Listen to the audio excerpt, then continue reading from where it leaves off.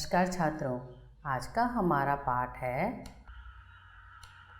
कामचोर, जिसकी लेखिका है इस्मत चुगताई। सर्वप्रथम हम इनके बारे में जानते हैं। इनका जन्म उत्तर प्रदेश के बदायूं में 15 अगस्त 1915 में हुआ था और इनकी मृत्यु 24 अक्टूबर 1991 में हुई। इनके बारे में जानते हैं। इस्मत चुगताई उर्दू साहित्य की दुनिया में इस्मत आपा के नाम से प्रसिद्ध थीं। इन्होंने अनेक चलचित्रों की पटकथा लिखी और उनका अभिनय भी किया। उनकी पहली फिल्म छेड़छाड़ 1943 अर्थात 1943 में आई थी। वे कुल 13 फिल्मों से जुड़ी रहीं। उनकी आखिरी फिल्म थी गर्म हवा, जिसके लिए इन्हें अनेकों पुरस्कारों से सम्मानित किया गया। साहित्य सृजन के क्षेत्र में भी इनका उल्लेखनीय योगदान है। उनकी पहली कहानी गेंदा 1949 में उस समय की प्रसिद्ध उर्दू साहित्यिक पत्रिका साकी में प्रकाशित हुई थी। इनका पहला उपन्यास जिद्दी 1941 में प्रकाशित हुआ था। इस्मत चुगताई द्वारा लिखित कहानी कामचोर, इसके संबंध में पहले थोड़ा जान लेते हैं कि इस पाठ में आपको क्या पढ़ना है। इसमें जो है लेखिका ने बताया है कि अगर बच्चों को अपना कार्य स्वयं करने की सीख दी जाए तो बड़े होकर वो माता पिता और सगे संबंधियों सबके लिए वो सहयोगी बनते हैं। परंतु उचित समय पर अगर उन्हें शिक्षा नहीं दी जाती है तो वो काम में सहयोग करने की बजाय माता पिता और सहयोगियों के लिए भारी साबित हो जाते हैं, जैसा कि इस कहानी में लेखिका ने वर्णन किया है। चलिए पढ़ते हैं कहानी कामचोर। बड़ी देर के बाद विवाद के बाद यह तय हुआ कि जो घर में नौकर हैं उनको निकाल दिया जाए। आखिर ये जो मोटे मोटे बच्चे हैं वो किस काम के हैं, हिलकर पानी भी नहीं पीते। इन्हें अपना काम खुद करने की आदत होनी चाहिए। कामचोर कहीं के, तुम लोग कुछ नहीं करते, इतने सारे हो और सारा दिन उधम करते रहते हो, कुछ नहीं करते। इस तरह की बातें बड़े लोग बच्चों को बोल रहे होते हैं। फिर बच्चों के मन में ख्याल आता है, हम आखिर काम क्यों नहीं करते? हिलकर पानी पीने में क्या आपत्ति है, क्या खर्च होता है? इसीलिए हमने तुरंत हिल हिलाकर पानी पीना शुरू किया। किसने पानी पीना शुरू किया? बच्चों ने। हिलने में भी धक्का लग जाता है और हम किसी के दबैल तो नहीं हैं। दबैल किसी के दबाव में रहने वाले। कोई धक्का दे और हम बर्दाश्त कर लें। लीजिए, पानी के मटके के पास ही घमासान युद्ध शुरू हो गया। जैसा कि आप चित्र में देख रहे हो, सभी बच्चे पानी पीने गए और आपस में युद्ध करना शुरू कर दिया। सुराहियाँ उधर लुढ़की, मटके इधर लुढ़के, कपड़े भीगे सो अलग। यह भला काम करेंगे? अम्मा ने निश्चय किया। करेंगे कैसे नहीं, देखो जी, जो काम नहीं करेगा उसे रात को खाना हरगिज़ नहीं दिया जाएगा, समझे?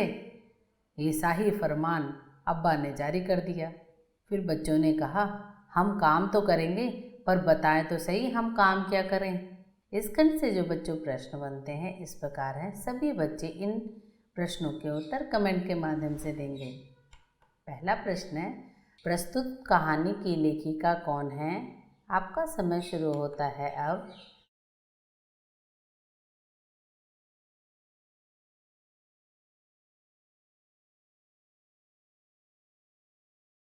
बिल्कुल सही जवाब, इस्मत चुगताई। अगला प्रश्न है, कहानी में मोटे मोटे शब्द जिनके लिए प्रयोग हुए हैं वे कौन हैं? आपका समय शुरू है, शीघ्र उत्तर दें।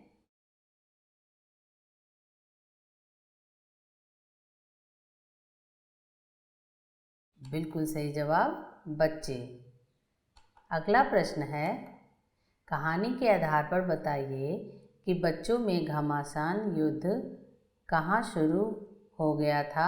आपका समय शुरू होता है अब।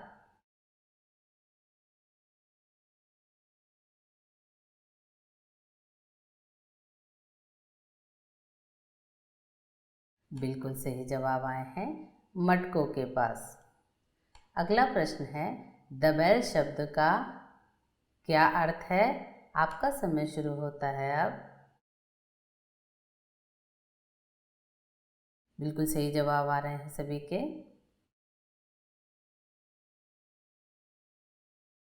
दब्बू। अब आगे की कहानी जानते हैं। अब्बा जान ने बताया कौन कौन से काम होते हैं। बहुत से काम हैं जो तुम लोग कर सकते हो। मिसाल के लिए अर्थात उदाहरण के तौर पर यह दरी देखो कितनी मैली हो गई है। आंगन में देखो कितना कूड़ा पड़ा है। पेड़ों में पानी देना है। भाई मुफ्त में कोई काम तुमसे थोड़ी करा रहा है, इसके लिए तुम्हें तनख्वाह भी मिलेगी। अब्बा ने कुछ इस तरह के काम बताए, दूसरे कामों का हवाला भी दिया और माली की तरह तनख्वाह मिलेगी ये बात भी बताया। जैसे ही अम्मी ने सुना कि बच्चे माली की तरह पानी डालेंगे, वो कहती, ए हे खुदा के लिए नहीं, घर में बाढ़ आ जाएगी।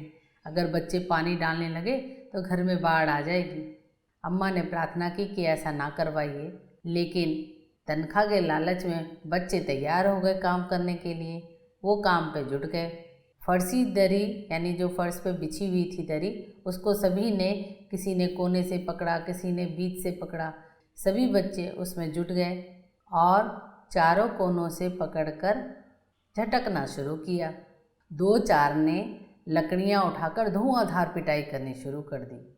सारा घर धूल से भर गया। अट गया मतलब भर गया। फिर क्या था, पूरे घर के लोग खांसते खांसते परेशान हो गए, बेदम हो गए, परेशान हो गए। जो धूल दरी पर थी, जो फर्श पर थी, वो सबके सिर पर अब जमा हो गई थी। उनकी नाकों और आँखों में धूल घुस गई। बुरा हाल हो गया सबका। जो बच्चे ये काम कर रहे थे उन सभी को तुरंत आंगन में निकाला गया। फिर वहाँ पर जाकर बच्चों ने झाड़ू देने का फैसला किया। झाड़ू क्योंकि एक ही थी और तनख्वाह लेने वाले उम्मीदवार अनेक थे, इसीलिए क्षण भर में ही झाड़ू के पुर्जे उड़ गए। जितनी सीके जिसके हाथ लगी उसी से ही सफाई करनी शुरू कर दी। अम्मा ने अपना सिर पीट लिया, भाई ये बुजुर्ग काम करेंगे तो इंसान क्या काम करे। जरा जरा सी बात पे सब यूँ टोकने लगे तो बस हो चुका ये काम। असल में झाड़ू देने से पहले थोड़ा पानी छिड़क लेना चाहिए था। बस ये ख्याल आते ही तुरंत दरी पर पानी छिड़का गया। वैसे तो पहले से ही धूल अटी हुई थी, पानी छिड़कते ही धूल कीचड़ में बदल गई। अब सब आंगन से भी निकाले गए। जितने बच्चे थे सभी को आंगन से भी निकाला गया। तय हुआ कि अब पेड़ों में पानी डाला जाए। सभी बच्चे मिलकर पेड़ों में पानी डालने की तैयारी में जुट गए। सारे घर की बाल्टियाँ, तसले, भगोने, मग, पतीले सभी लूटने चले गए। जिन्हें ये चीज़ें नहीं मिली वे डोंगे, कटोरे और गिलास भी ले आए। अब सब लोग भागे भागे नल की ओर गए। वहाँ भी घमासान मचा दी बच्चों ने। मजाल हो जो किसी की बर्तन में एक बूंद भी पानी आ जाए। ये देखिए चित्र में घमासान युद्ध शुरू हो चुका है। पहले धक्का मुक्की हुई, उसके बाद कोहनियाँ बजनी शुरू हो गई। फौरन बड़े भाइयों, बहनों और मामूओं और मौसियों ने कुमुक भेजी और फौज मैदान में हथियार फेंक कर पीठ दिखा दी। इस धींगा मुश्ती में यानी इस धमा चौकड़ी में बहुत से बच्चे कीचड़ में गिर गए थे, तो उनको नहलाया गया और उनके कपड़े बदलवाए गए।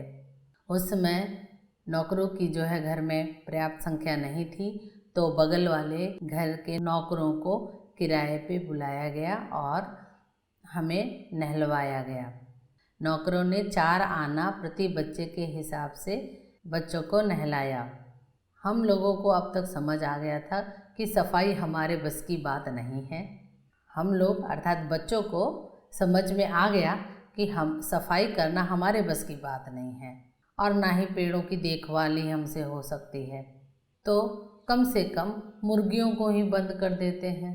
तो बस शाम से ही बाँस की छड़ी आदि लेकर के बच्चे जो है मुर्गियों को हाँकना शुरू कर देते हैं। चल दबड़े दबड़े, पर साहब मुर्गियाँ भी कहाँ बच्चों की सुनने वाली हैं।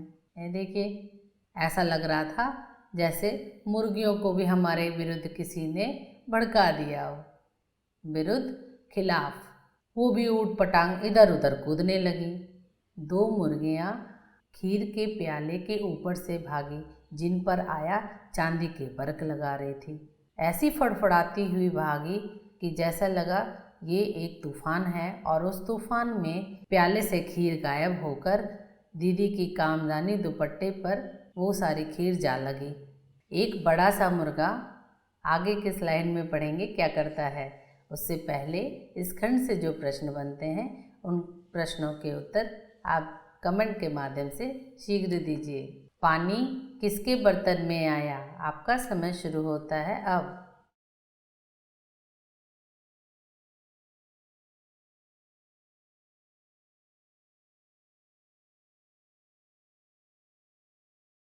किसी के नहीं।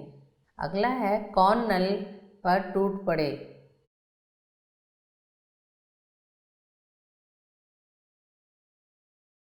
बिल्कुल सही जवाब, घर के बच्चे। अगला प्रश्न है, कहानी में काम के बदले तनख्वाह मिलेगी, यह बात किसने कही? आपका समय शुरू होता है अब।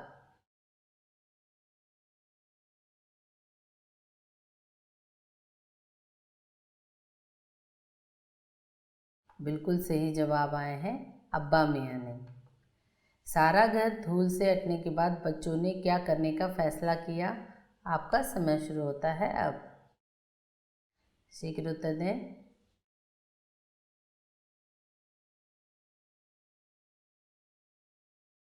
बिल्कुल सही जवाब, फौरन झाड़ू देने का। एक बड़ा सा मुर्गा क्या किया, अब इस खंड में जानते हैं। एक बड़ा सा मुर्गा अम्मा के पानदान में कूद पड़ा और कत्थे और चूने से उसका पैर सन गया, और वही पैर लेकर के मुर्गा जो है अब नानी अम्मा की सफ़ेद दूध जैसी चादर पे छाप देना शुरू कर दिया। एक मुर्गी दाल की पतीली से टकराई और सीधी जाकर मोरी में इस तेज़ी से फिसली कि सारा जो कीचड़ था वो मौसी के मुंह पर जा पड़ा। जो मौसी जो है वहाँ हाथ मुंह धो रही थी और वो सारा कीचड़ उसके मुंह पे जा पड़ा। इधर सारे मुर्गियाँ बिना नकेल के इधर उधर भागना शुरू कर दी। एक भी जो है अपने दड़बे में जाने के लिए राजी नहीं थी। बच्चे सारे परेशान। कुछ थोड़ी देर में कुछ बच्चों को अब ये सूझा कि जो भेड़ें हैं उनको भी दाना दे दिया जाए, बेचारे कब से भूखे हैं। दिन भर की भूखी भेड़ें जब दाने का सूप देखी तो बस सब उसी पे झपट पड़ी, लष्टम पष्टम तख्तों पे चढ़ गई। भेड़ों की जो नज़र है बस सूप में ही जो दाने हैं उस पर ही टिक गई। ये देखिए, पलंगों पे फलांगती, बर्तन लुढ़काती हुई, जिधर जिधर सूप दानों के सूप जाते उसके साथ साथ वो भागती दौड़ती। उन्होंने भी पूरे घर में धमा चौकड़ी मचा दी। जब यह तूफान गुजर गया तो ऐसा लगा जैसे जर्मनी की सेना टैंकों और बमबारों सहित उधर से छापा मारकर गुजर गई हो। जिधर जिधर से सूप गुजरा, भेड़ें शिकारी कुत्तों की तरह सूंघती हुई हमला करती गईं। हज्जन माँ एक पलंग पर दुपट्टे से मुंह ढाके सो रही थीं। उनके ऊपर से जब भेड़ें दौड़ी तो ना जाने वह किस सपनों में खोई हुई थी कि वो दुपट्टे में उलझती हुई मारो मारो चिल्लाने लगी। इतने में भेड़ें जो हैं सूप को भूलकर तरकारी वाली की टोकरी पर टूट पड़े। दलान में बैठी मटर की फलियां तोल तोल कर रसोइये को दे रही थी। वह अपनी तरकारी यानी जो सब्जियां वो लाई थी उसको बचाने के लिए वो सीना तान कर खड़ी हो गई। उसने सोचा जो भी भेड़ें आएंगी उनको मार मार कर भगा देगी। लेकिन जब उन्हें मारा तो ऐसा महसूस होता है जैसे गद्दे को ठोक रहे हों, उन्हें चोट तो लगती ही नहीं। ऐसा समझिए जैसे उसके साथ आप मजाक कर रहे हैं। भेड़ें जो हैं सब्जी वाली पर ही चढ़ बैठीं। जरा सी देर में ही तरकारी छिलकों समेत भेड़ों ने अपनी पेट की कढ़ाई में झोंक दी। इधर तो यह प्रलय मचा हुआ था और उधर दूसरी ओर कुछ बच्चे जो हैं वो भी लापरवाह नहीं थे। इतनी बड़ी फौज थी बच्चों की, जिसे रात को खाना ना देने की धमकी मिली थी, वो भी तो कुछ करेंगे।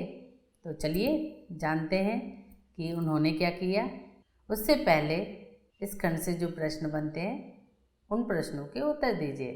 सूप में क्या था? आपका समय शुरू होता है अब।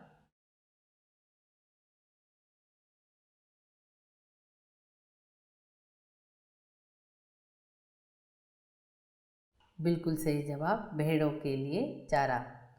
तरकारी वाली रसोइये को क्या तौल कर दे रही थी? आपका समय शुरू होता है अब।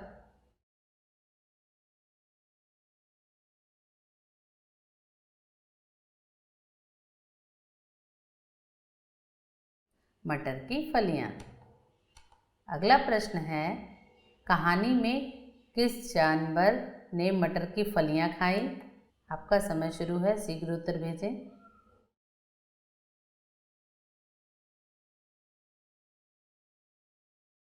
बिल्कुल सही जवाब, भेड़।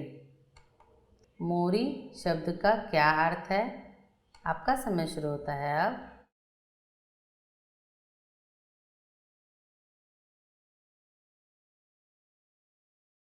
बिल्कुल सही जवाब आ रहे हैं, बहुत अच्छे बच्चों। नाली। अन्य जो बच्चे थे जिन्हें तनख्वाह का लोभ था, उन लोगों ने क्या किया वे जानते हैं। उन लोगों ने 4 भैंसों का दूध दूहने के लिए तैयार हो गए। धुली बेधुली बाल्टी लेकर 8 हाथ 4 थनों पर पिल पड़े। मतलब जो चारों बच्चे थे वो दूध दूहने के लिए तैयार हो गए। भैंस एकदम जैसे चारों पैरों जोड़कर वहाँ से उठी और बाल्टी में लात मारती हुई दूर भागने लगी, जैसा कि आप चित्र में देख रहे हो। वे 4 बच्चे अब 4 भैंसों का दूध दूहने के लिए जुट गए। धुली बेधुली बाल्टी लेकर 8 हाथ और 4 थन पर पिल पड़े। भैंस एकदम से चारों पैरों को जोड़कर उठी और बाल्टी में लात मारकर दूर जाकर खड़ी हो गई। अब बच्चों ने यह तय किया कि भैंस की जो अगली पिछली टांगें हैं उसको बांध दिया जाए, फिर ये काबू में आएगी और दूध को दूहने देगी। बस क्या था, झूले की रस्सी बच्चों ने उतारी और भैंस के पैर बांध दिए। भैंस के पिछले 2 पैर चाचा जी की चारपाई में बांध दी और अगले 2 पैरों को बांधने की कोशिश जारी थी। तभी भैंस जो है चौकन्नी हो गई, छूटकर भागी और चाचा जी की चारपाई को घसीटना शुरू कर दिया।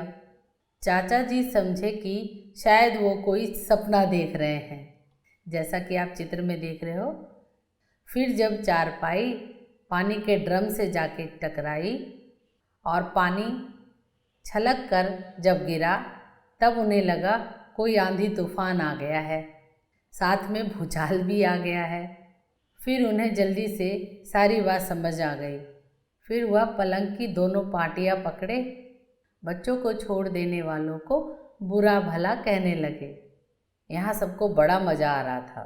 भैंस भागी जा रही थी और पीछे पीछे चारपाई और उस पर बैठे थे चाचा जी। तभी बच्चों को ख्याल आया, अरे बहुत बड़ी भूल हो गई, बछड़ा तो हमने खोला ही नहीं।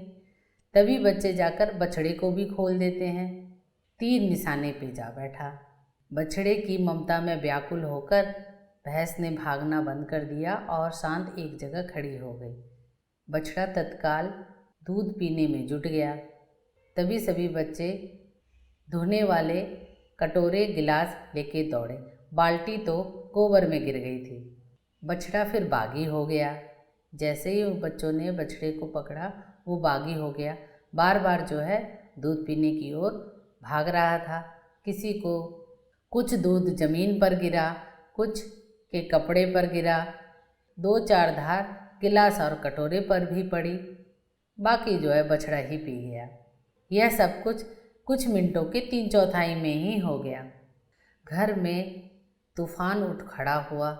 ऐसा लगता था जैसे सारे घर में मुर्गियाँ, टूटे हुए तसले, बाल्टियाँ, लोटे, कटोरे और बच्चे ही थे। बच्चों को बाहर किया गया, मुर्गियाँ बाग में हकाई गईं, मातम सा मनाती तरकारी वाली के आंसू पोंछे गए और अम्मा आगरा जाने की तैयारी में जुट गई। वो कहने लगी, या तो बच्चा राज कायम कर लो या मुझे ही रख लो, नहीं तो मैं चली मायके। अम्मा ने यह चुनौती दी। अब अब्बा ने सबको कतार में यानी पंक्ति में खड़ा कर दिया और सबका कोर्ट मार्शल कर दिया और कहा, अगर किसी बच्चे ने घर के किसी भी सामान को हाथ लगाया तो बस रात का खाना बंद हो जाएगा। ये लीजिए, इन्हें किसी करवट चैन नहीं। काम ना करें तो भी सुना देते हैं, काम करें तो भी सुना देते हैं। अब रात को खाना ना मिले, इस चिंता से बच्चों ने फैसला किया कि अब चाहे कुछ भी हो जाए, हिलकर पानी भी नहीं पिएंगे। इस खंड से जो प्रश्न बनते हैं इस प्रकार हैं। सभी बच्चे प्रश्नों के उत्तर कमेंट के माध्यम से देंगे। भेड़ों को मारने में कैसा लगता है? आपका समय शुरू होता है अब।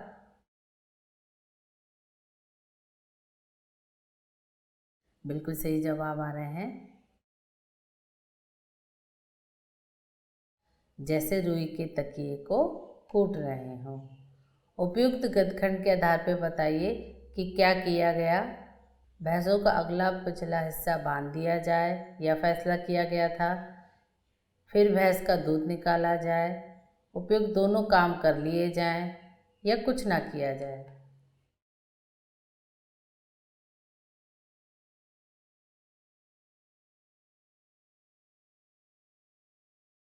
बिल्कुल सही जवाब, भैंसों का अगला पिछला बांध दिया जाए। भैंस के पिछले 2 पैर किससे बांधे गए?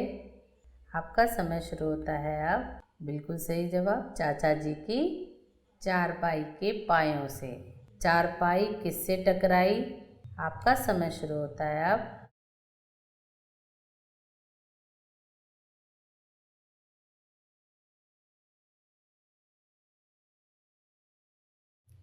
बिल्कुल सही जवाब आए हैं, पानी के ड्रम से।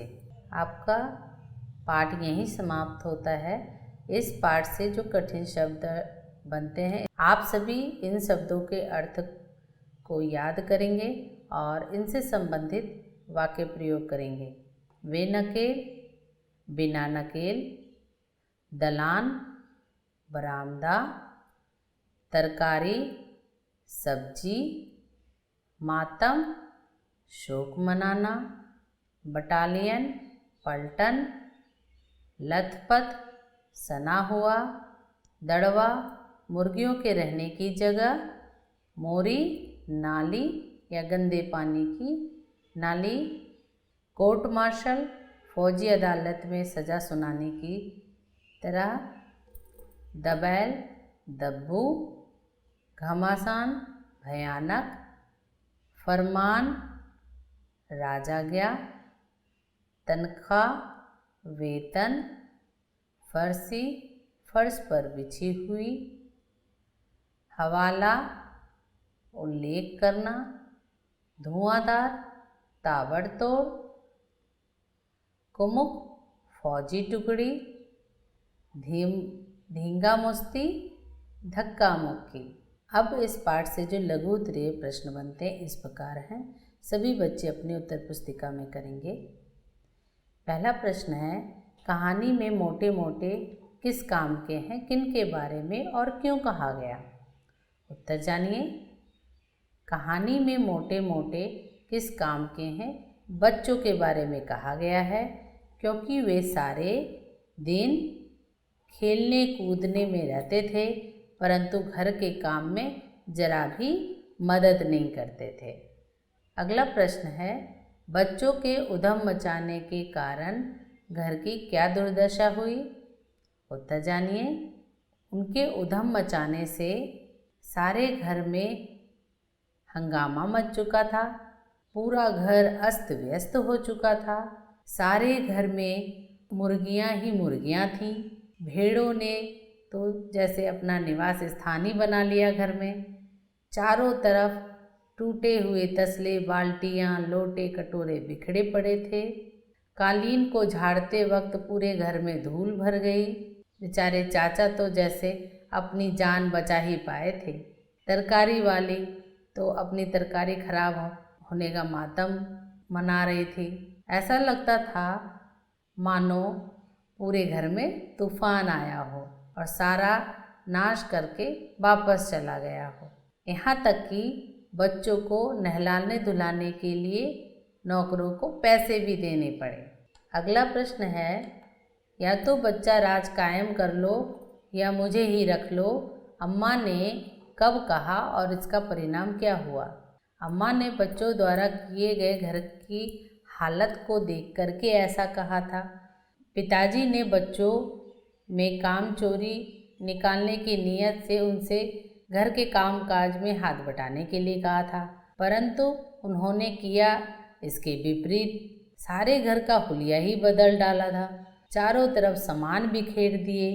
मुर्गियाँ और भेड़ों को घर में घुसा दिया, जिसका परिणाम ये हुआ कि काम करने की बजाय उन्होंने घर के काम का कई गुना नुकसान भी किया और कई काम बढ़ा भी दिए, जिससे अम्मा जो है परेशान हो गई। उन्होंने पिताजी को साफ साफ कह दिया कि या तो बच्चों से ये काम करवा लो और मैं मायके चली जाती हूँ। इसका परिणाम यह हुआ कि पिताजी ने घर के किसी भी चीज़ को बच्चों को हाथ ना लगाने की हिदायत दी। अगर हाथ लगाया तो सज़ा के लिए तैयार रहने को कहा। अगला प्रश्न है, कामचोर जो पाठ है आपका, ये जो कहानी है, वो आपको क्या संदेश देती है? तो जानिए। कामचोर पाठ से हमें यह शिक्षा मिलती है कि किसी भी कार्य को करने के लिए समझदारी होना आवश्यक है। बिना सोचे समझे किया गया काम हमेशा नुकसानदायक होता है, नुकसान पहुंचाती है। जैसे पिताजी द्वारा दिए गए कामों को अपनी नासमझी से बच्चों ने बर्बाद कर दिया। अगर वो इसी काम को आराम से व समझदारी पूर्वक करते तो उनके घर का बुरा हाल नहीं होता। बच्चों को शुरू से तरीके से काम करना सीखना चाहिए। आशा करती हूँ सभी बच्चे अपने घर में अपने बड़ों की मदद करते होंगे समझदारी पूर्वक, ना कि नासमझी से। अगला प्रश्न है, क्या बच्चों ने उचित निर्णय लिया कि अब चाहे कुछ भी हो जाए हिलकर पानी भी नहीं पिएंगे? क्या ये उचित निर्णय था? उत्तर जानिए। बच्चों ने उचित निर्णय लिया कि अब वो हिलकर पानी नहीं पिएंगे, क्योंकि उनके पिताजी ने उनको हिदायत दी थी। लेकिन शुरू में उनके पिता चाहते थे कि स्वयं उठकर वे जाएं, पानी पिएं, जिससे वो कमज़ोर ना बने, कामचोर ना बने। परंतु जिससे वह उनके पिताजी चाहते थे कि बच्चे जो है कामचोर ना बने, परंतु सब बच्चों ने उससे तात्पर्य निकाला कि पानी हिल हिलाकर पीना चाहिए। परंतु बच्चों ने उससे यह तात्पर्य निकाला कि पानी हिल हिलकर पीना चाहिए, जिसका परिणाम यह हुआ कि बच्चों ने पानी पीते पीते हिलना आरंभ कर दिया और धक्का मुक्की आरंभ कर दी। और पानी पीते पीते हिलना आरंभ कर दिया, धक्का मुक्की आरंभ कर दी और सारे मटके सुराहियाँ इधर उधर गिरा दिए। ना तो उन्होंने ठीक से पानी पिया और ना दूसरे को पीने दिया। वैसे तो उन्हें चाहिए था कि वे स्वयं उठकर पानी पिएं, और उन्होंने बात को ही गलत समझकर उनका अर्थ बदल दिया। अगला प्रश्न है, घर के सामान्य काम हो या अपना निजी काम, प्रत्येक व्यक्ति को अपनी क्षमता के अनुरूप उन्हें करना आवश्यक क्यों है? उत्तर जानिए। यह इसलिए ज़रूरी है क्योंकि यदि हम अपने घर का काम या अपने निजी काम नहीं करेंगे तो हम कामचोर बन जाएंगे और दूसरों पर आश्रित हो जाएंगे और ये निर्भरता हमें निकम्मा बना देगी। इसलिए हमें चाहिए कि अपने काम दूसरों से ना करवाकर स्वयं करें। अपने काम को खुद करने से आत्मनिर्भरता आती है। हमें चाहिए कि हम अपने काम के साथ साथ दूसरों के कामों में भी मदद करें। अपना काम अपने अनुसार और समय पर किया जा सकता है। अगला प्रश्न है, बड़े होते बच्चे किस प्रकार माता पिता के सहयोगी हो सकते हैं और किस प्रकार भार, अर्थात किस प्रकार वो सहयोगी बन सकते हैं और किस प्रकार वो बोझ बन सकते हैं। कामचोर कहानी के आधार पर अपने विचार को व्यक्त करें। उत्तर जानिए। अगर बच्चों को बचपन में अपना कार्य स्वयं करने की सीख दी जाए तो बड़े होकर बच्चे माता पिता के बहुत बड़े सहयोगी हो सकते हैं। अगर वह अपने आप नहा धोकर तैयार हो जाते हैं, अपने जुराब स्वयं धो लेते हैं, जूते पॉलिश कर लेते हैं, अपने खाने के बर्तन यथा स्थान पर रख आते हैं, अपने कमरे को सहेज कर रखते हैं, तो इन कामों से वो माता पिता का बहुत सा समय बचा देते हैं और ये काम करके अपना ही काम करके वो उन लोगों की मदद कर देते हैं। और यदि इसके विपरीत बच्चे अगर कार्य को सही ढंग से नहीं करते हैं तो वो सहयोग के बजाय माता पिता का काम बढ़ा देते हैं, बोझ साबित हो जाते हैं। उनके बड़े होने पर उन्हें अगर कोई काम दिया जाता है तो सही तरीके से नहीं करते हैं। उन कार्य को उचित तरीके से करने की बजाय उसको तहस नहस करके रख देते हैं, जैसा कि कामचोर कहानी में आपने जाना। बच्चों ने सारे घर का हाल बुरा कर दिया था। अगला प्रश्न है, कामचोर कहानी एकल परिवार की कहानी है या संयुक्त परिवार की? इन दोनों तरह के परिवारों में क्या अंतर होता है? आपको तो पता है कैसा परिवार था? संयुक्त परिवार। बिल्कुल सही जवाब, संयुक्त परिवार था। और इन दोनों में क्या अंतर होता है ये जानते हैं। एकल परिवार और संयुक्त परिवार में जो अंतर है यहाँ निम्नवत है, देखिए। एकल परिवार में जो है सदस्य जो होते हैं परिवार के, उनकी संख्या 3 या 4 होती है, जैसे माँ, पिता, बच्चे आदि। एकल परिवार में जो है कम सदस्यों के कारण सहयोग नहीं हो पाता है।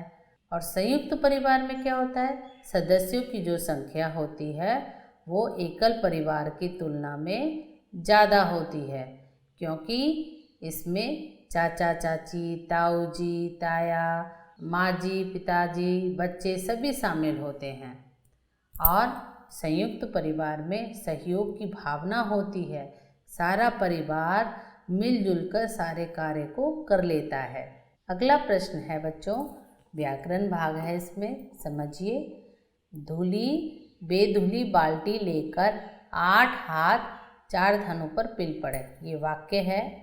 इसमें ये जो धूली शब्द है, यहाँ पर ये जो शब्द है धूली, उसमें आगे ये बे शब्द लगा दिया है, तो यहाँ जो है इसका अर्थ बदल गया। धूली यानी साफ सुथरी, और इसका अर्थ क्या हो गया, बिना धूली, अर्थात जो साफ नहीं हो। तो यहाँ जो ये बे शब्द है, जब किसी सार्थक शब्द के आगे लग जाता है और उसका अर्थ बदल देता है तो वे शब्द उपसर्ग कहलाते हैं। बे उपसर्ग से बनने वाले कुछ शब्द और देखिए, जैसे बेतुका, बेईमान, बेघर, बेचैन, बेहोश आदि। इसी प्रकार से कुछ उपसर्ग आपको दिए गए हैं, इनका प्रयोग करते हुए मैंने कुछ यहाँ उदाहरण स्वरूप उत्तर में लिखे हैं। आप सभी इसके अतिरिक्त भी आप सभी लिख सकते हैं। जैसे प्र से मैंने बनाया है प्रभाव, प्रयोग, प्रचलन, प्रदीप, प्रवचन। इसके अतिरिक्त आप अन्य भी लिख सकते हैं। आ से बने आ उपसर्ग से आभार, आजन्म, आगत, आगम, आमरण। भर से भरमार, भरसक, भरपेट, भरपूर। बद उपसर्ग से बदमिजाज, बदनाम, बदरंग, बदतर, बदसूरत। इसके अतिरिक्त आप और भी उपसर्गों का प्रयोग कर अभ्यास करेंगे। आज की कक्षा यहीं समाप्त होती है। अगली कक्षा के लिए शीघ्र मिलेंगे। धन्यवाद।